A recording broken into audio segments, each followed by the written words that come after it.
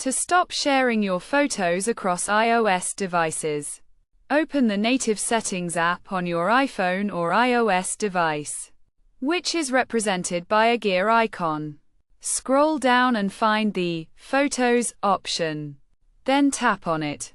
In the Photos section, you'll see the iCloud Photos option, which is likely enabled if your photos are being shared across devices. This option allows your photos and videos to be uploaded and stored in iCloud, making them accessible from any of your devices. To disable this feature, simply tap the switch to the left, which will prevent your photos from being shared across devices. Note that if you have a large photo library, you may need to upgrade your iCloud storage if you want to re-enable this feature in the future.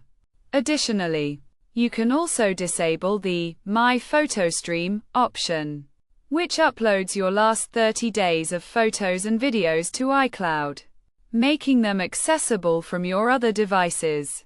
If you disable this option, only photos and videos from the last 30 days will be shared, and any content older than that will not be accessible from your other devices. By disabling these options, you can prevent your photos from being shared across your iOS devices, including iPads and Macs.